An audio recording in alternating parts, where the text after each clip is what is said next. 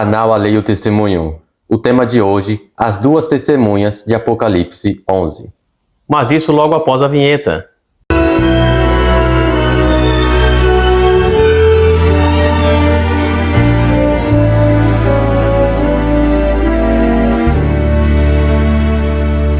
Bom, no estudo anterior nós falamos sobre o iluminismo e que, de forma filosófica, ele combateu a Bíblia.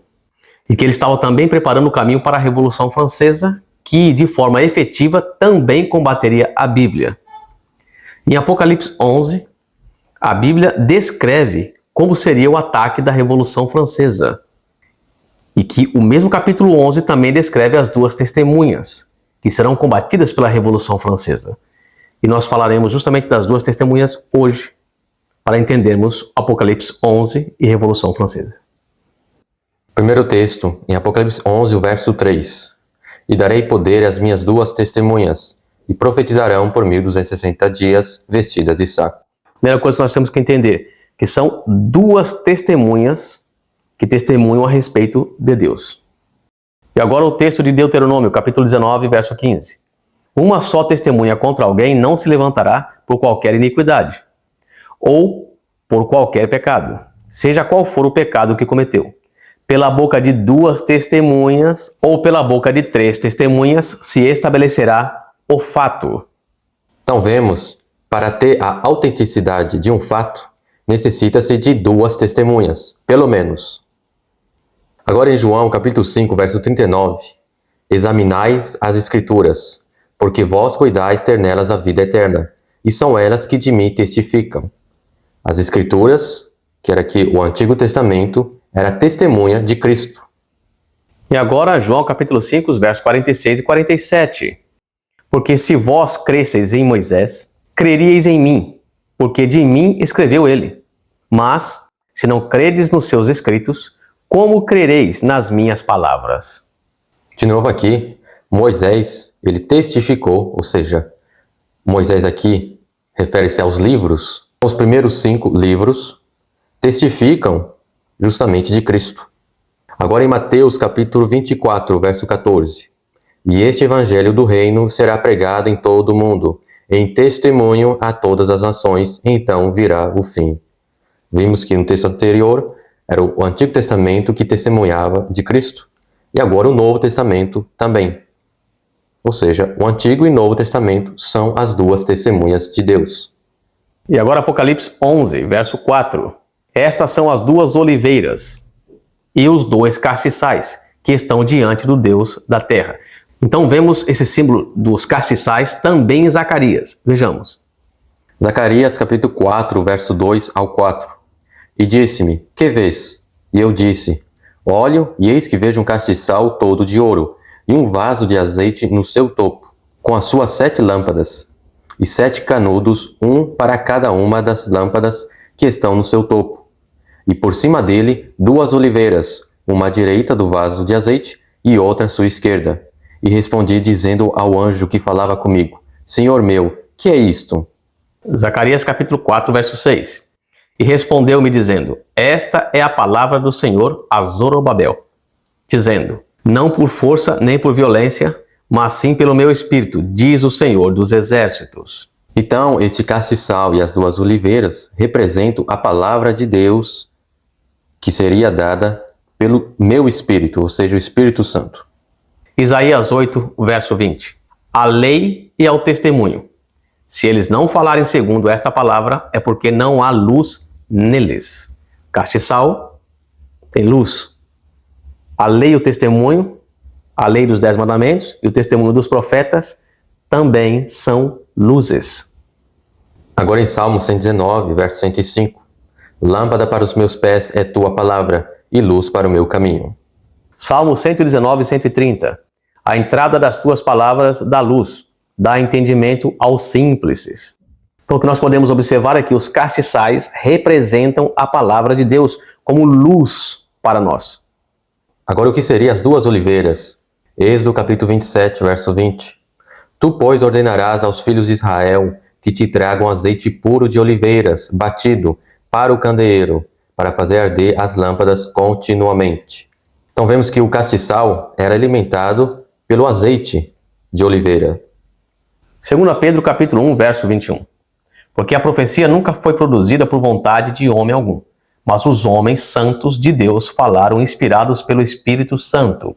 Observamos que, assim como os castiçais eram alimentados pelo azeite das oliveiras, para que pudesse haver luz, da mesma forma, homens que escreveram a palavra de Deus foram inspirados pelo Espírito Santo.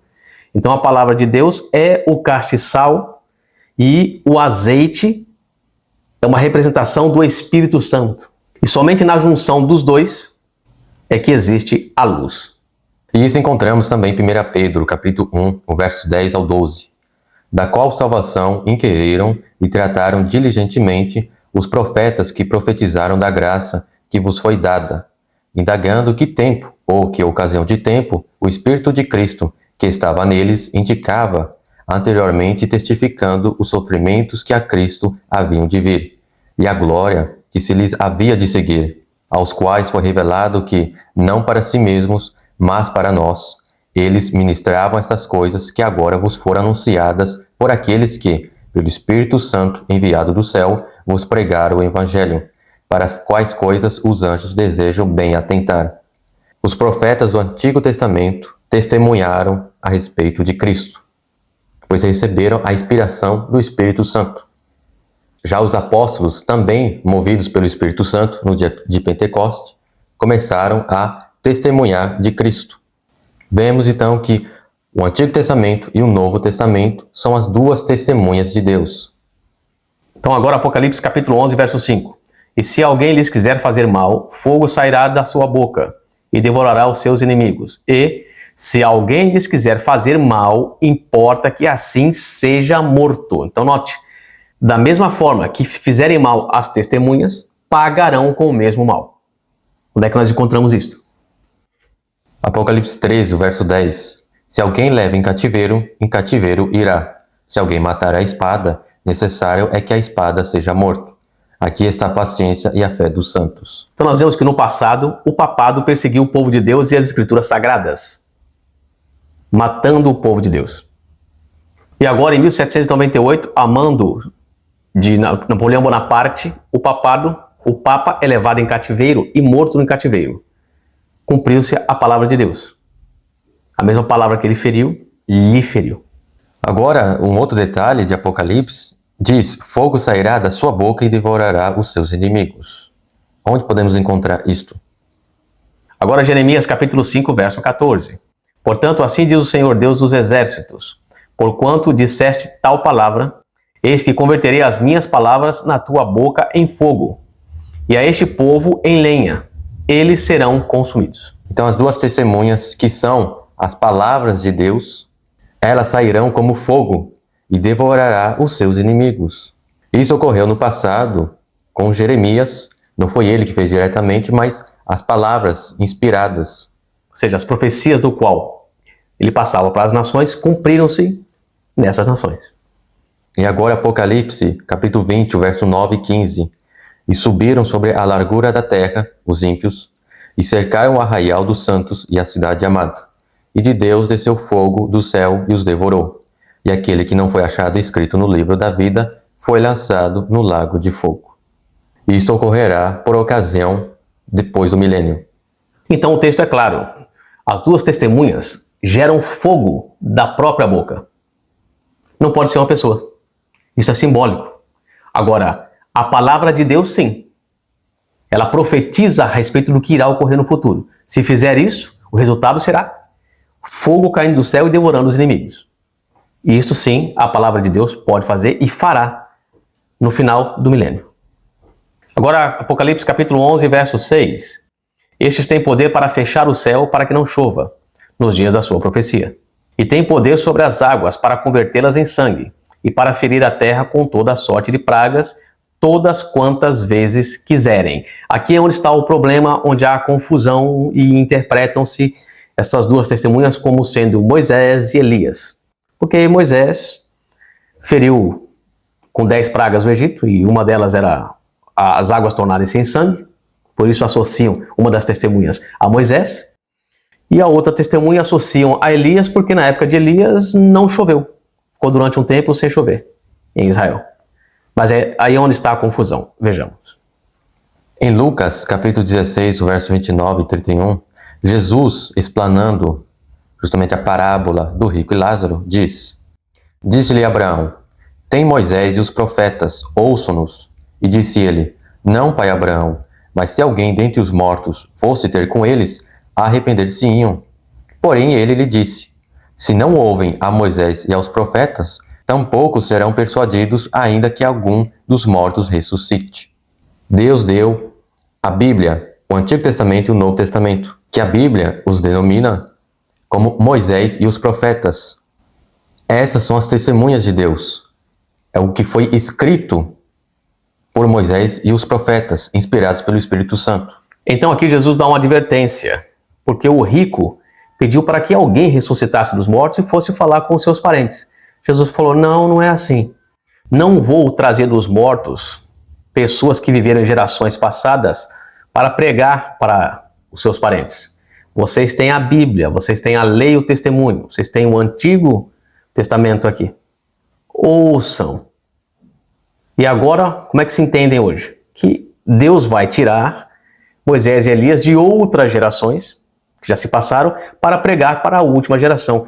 Jesus disse que não era assim e não será assim. Continuará sendo a palavra de Deus. Agora, Velho e Novo Testamentos. Ou seja, as duas testemunhas. Para cada geração, Deus tem pessoas que irão pregar a respeito da palavra de Deus. Não precisa utilizar personagens bíblicos que já morreram e terminaram o seu ministério. Deus não vai trazê-los de volta, pois Ele já tem pessoas determinadas para cada tempo, que vão trazer apenas o mesmo testemunho inspirado da palavra de Deus. São pessoas diferentes, com o mesmo testemunho da lei e o testemunho, ou da lei e os profetas, Antigo e Novo Testamento. E agora essas duas testemunhas têm poder. Isaías, capítulo 55, verso 11. Assim será a minha palavra que sair da minha boca. Ela não voltará para mim vazia, antes fará o que me apraz e prosperará naquilo que a enviei. A palavra de Deus tem poder. Ela não vai voltar vazia para Deus. Vai fazer o propósito de Deus. Vai fazer sinais, maravilhas. Então, homem algum tem poder. Quem tem poder é a palavra de Deus. Agora, Jeremias capítulo 1, versos 9 e 10. E estendeu o Senhor a sua mão, e tocou-me na boca, e disse-me o Senhor: Eis que ponho as minhas palavras na tua boca. Olha, ponho-te neste dia sobre as nações, e sobre os reinos, para arrancares e para derrubares, e para destruíres e para arruinares, e também para edificares e para plantares.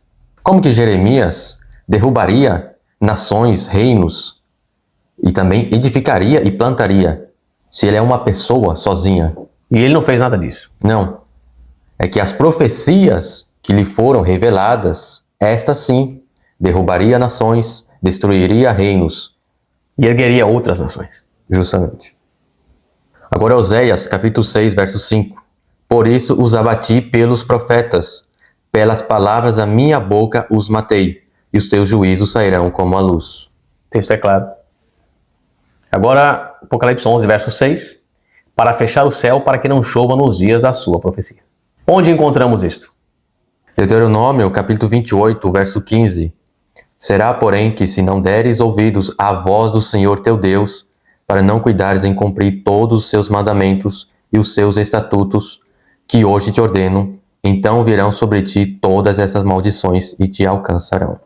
Agora, se não seguissem as palavras, se não dessem ouvidos às palavras do Senhor teu Deus, ou seja, ao testemunho escrito, ocorreriam maldições. Quais?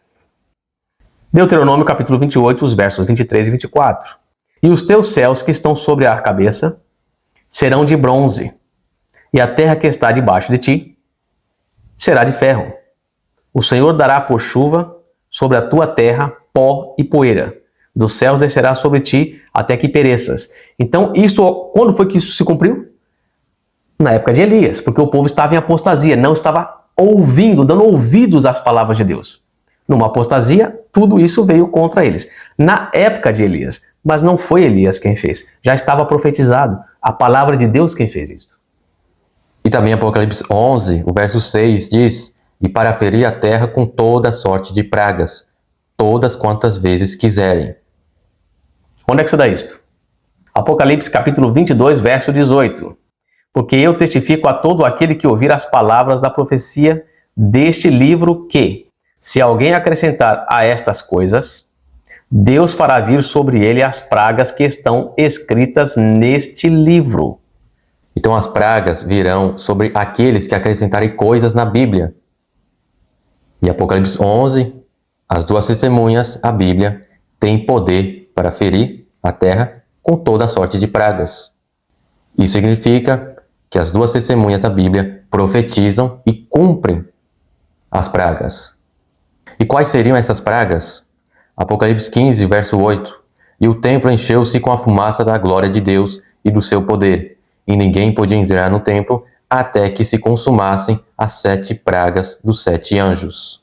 Então nós vemos que as pragas virão no futuro, para a última geração, mas já havia sido profetizada pelas Escrituras Sagradas antes. Elas anunciam o que irá acontecer e cumprem aquilo que anunciaram. Então não é homem algum, não é Elias nem Moisés, são as palavras de Deus que foram dirigidas a Elias, a Moisés e a outros profetas que cumprem-se quando Deus acha que deve se cumprir.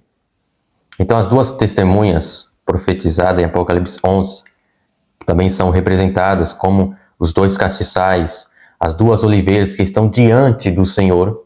Elas estão diante do Senhor, e isso significa que essa visão que João teve no céu, no santuário celestial. E é uma visão simbólica. Ele viu 2 candeeiros, 2 candelabros, e também havia 2 oliveiras. Essa visão ocorreu no lugar santo, onde no santuário terrestre o candelabro se encontrava. E diante também do candelabro tinha as 2 oliveiras. E no tabernáculo terrestre, diante do candelabro, tinha a mesa dos pães da preposição, que simbolizavam a palavra de Deus. Então, os 2 candelabros e as 2 oliveiras representam a Bíblia, o Antigo Testamento e o Novo Testamento. Então aqui encerra-se o estudo. Já entendemos quem são as 2 testemunhas de Apocalipse 11. E agora veremos como que as 2 testemunhas foram combatidas, foram mortas na praça, e quem executou tal ato. Nós já falamos sobre o iluminismo, preparando o caminho para agora o próximo estudo. E esse iluminismo prepara o caminho da Revolução Francesa, que está prevista em Apocalipse 11. Nos aguardamos até lá. Que Deus os abençoe. Amém. Amém.